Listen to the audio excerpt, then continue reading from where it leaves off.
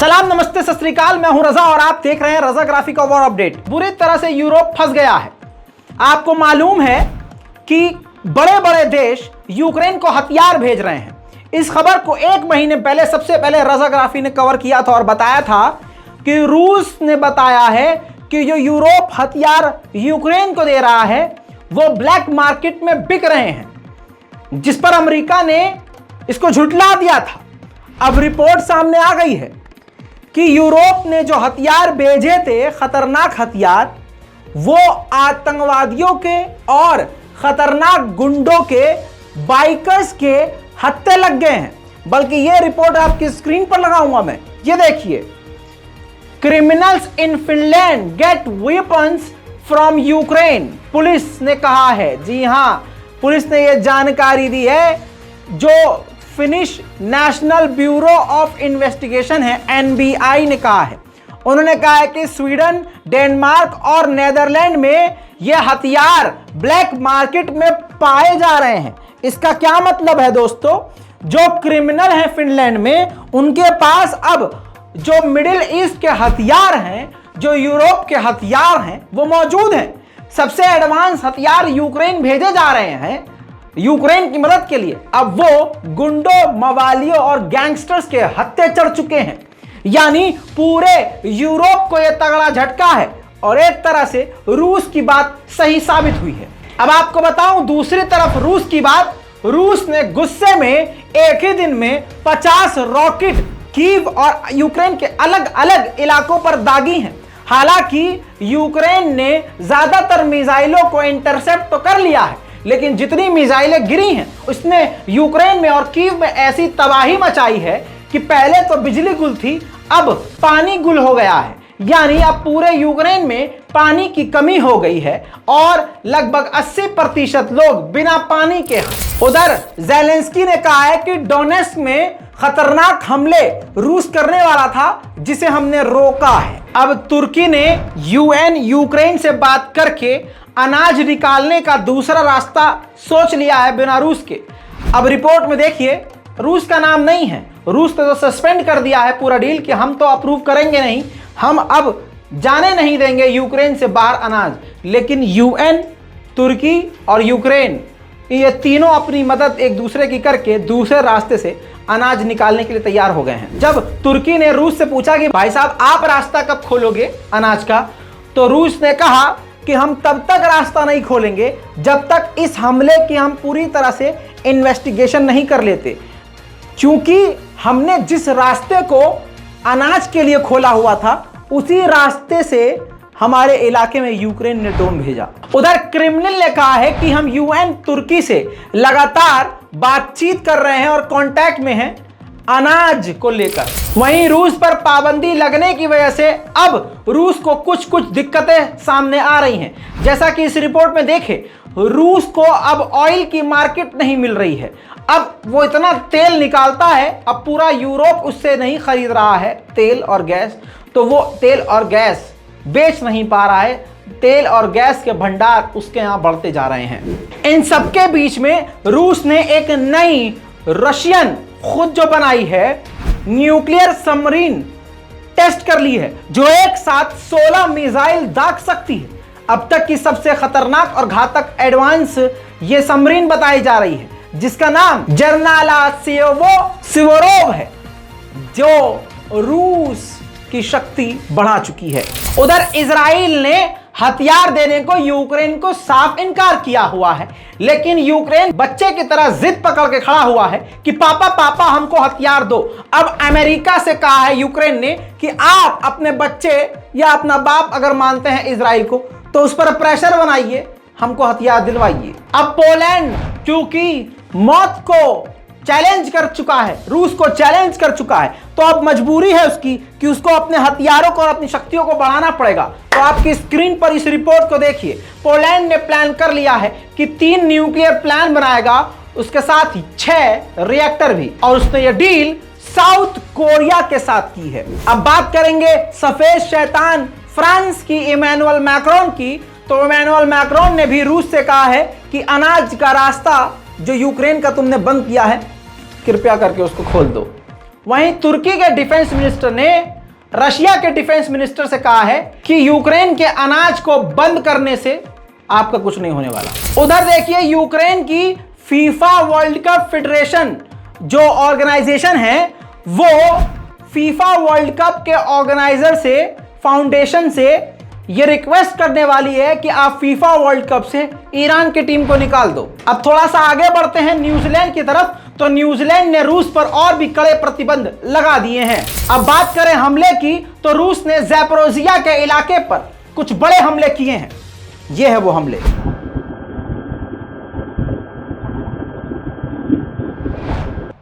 Norway NATO का सदस्य है दोस्तों। फिनलैंड और पोलैंड के बाद नॉर्वे भी आता है। खतरा इस पे भी मंडरा रहा है, तो नॉर्वे ने अपनी मिलिट्री को रेड अलर्ट पर कर दिया है, यानी उस पर भी खतरा मंडरा रहा है रूस का।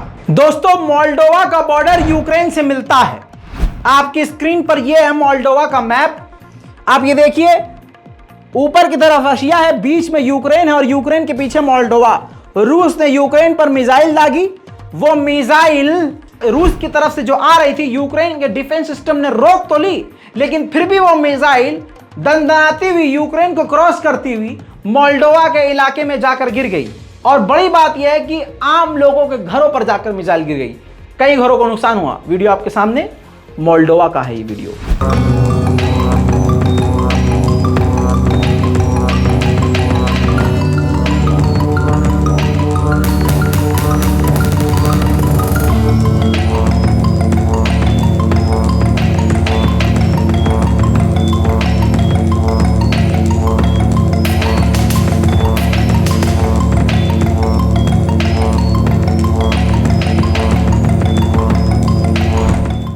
वहीं यूके ने आधिकारिक तौर पर कह दिया है कि कोई भी दुनिया का देश रूस को धमकी नहीं दे रहा है। कोई भी व्लादिमीर पुतिन को परमाणु की धमकी नहीं दे रहा है। लेकिन अगर रूस ने गलती से भी परमाणु का इस्तेमाल किया तो यूके और उसके अलाइज यानी हम और हमारे दोस्त इसकी जवाबी कार्रवाई जरूर करेंगे। वहीं मिडिल ईस्ट, गल्फ और यूरोप के सोशल मीडिया पर एक वीडियो वायरल है जिसकी जमकर तारीफ की जा रही है। हिमरास लॉन्चर से हिमरास मिसाइलें लॉन्च होती हैं ना, वहीं यूक्रेन के बच्चों को यूक्रेन की सेना हिमरास लॉन्चर से टॉफियां दागकर बच्चों को खिला रही है। देखिए प्यारा वीडियो है।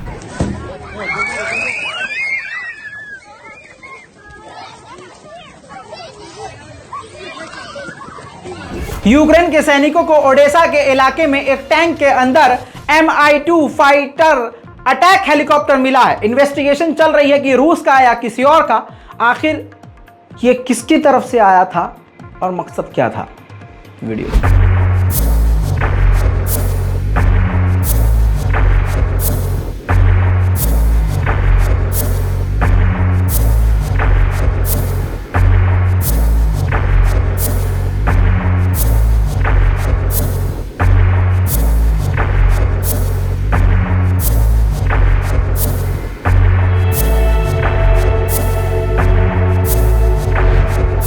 दोस्तों एक बड़ी रिपोर्ट आई है, जून की रिपोर्ट है।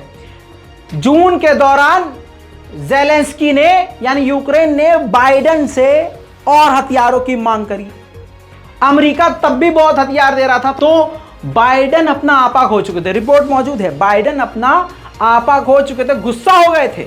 और बाइडेन ने कहा कि अरे जितनी मदद हमने करी है उस पर तुम्हें शुक्रिया अदा करना चाहिए, उतनी मदद कोई नहीं कर रहा है। अब जाकर रिपोर्ट सामने आई है। ज्यादा रूस के समर्थकों के लिए अच्छी खबर नहीं है आज की इस रिपोर्ट में। आज भी यूक्रेन के एयर स्ट्राइक में रूस के कई टैंक तबाह हुए हैं और कई ठिकाने। देखिए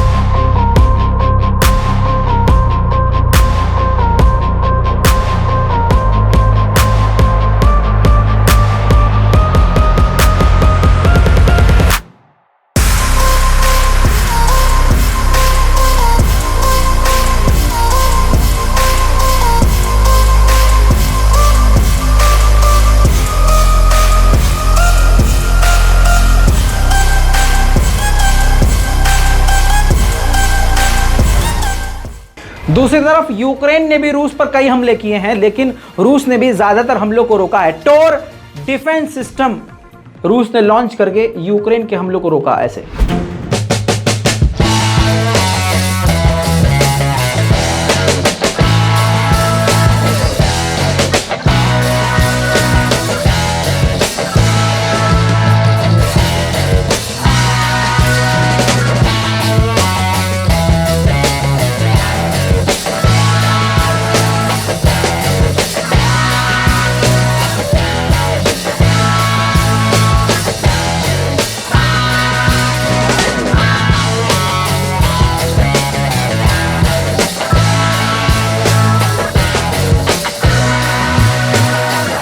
होते ही MLRS रॉकेट लॉन्चर से बड़ी मिसाइलें यूक्रेन पर दागी हैं रूस ने।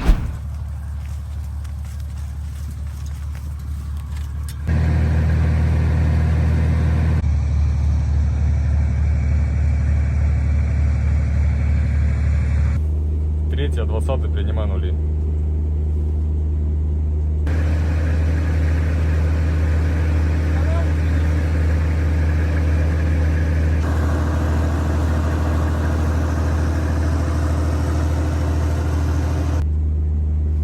Принял, есть контроль.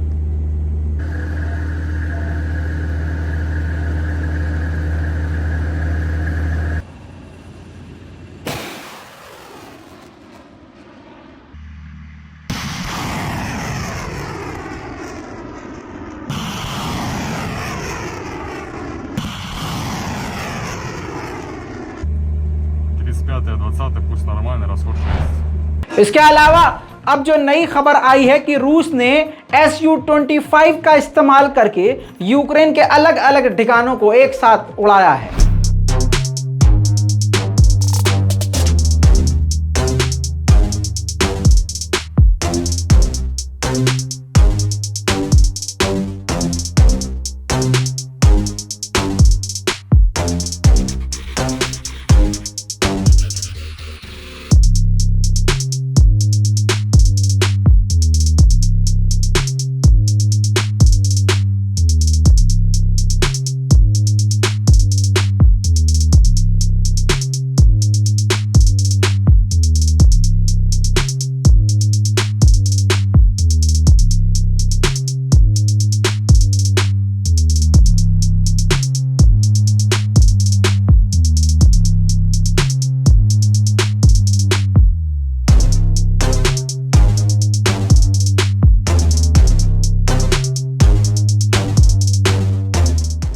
अब पहली बार ऐसा हो रहा है कि A-52 और MiG-28 अटैक हेलीकॉप्टर रूस एक साथ उड़ाकर यूक्रेन पर एयर स्ट्राइक कर रहा है।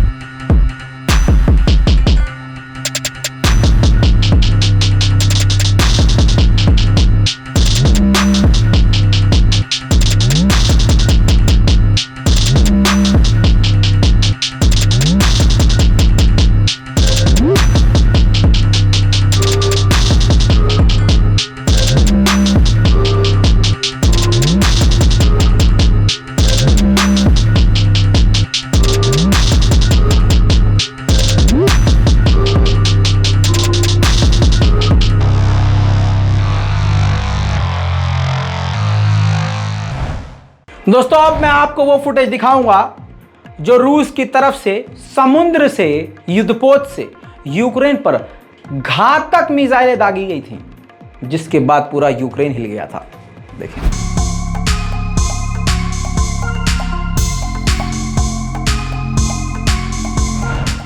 दोस्तों रूस और यूक्रेन की वॉर अपडेट में आज के लिए इतना ही। इस रिपोर्ट पर अपनी राय कमेंट में जरूर लिखिएगा और चैनल को रिफ्रेश करते रहिएगा, क्योंकि कुछ भी बड़ा होगा चैनल पे पट से आएगा। मैं हूं रजा और आप देख रहे हैं रजाग्राफी। जय हिंद।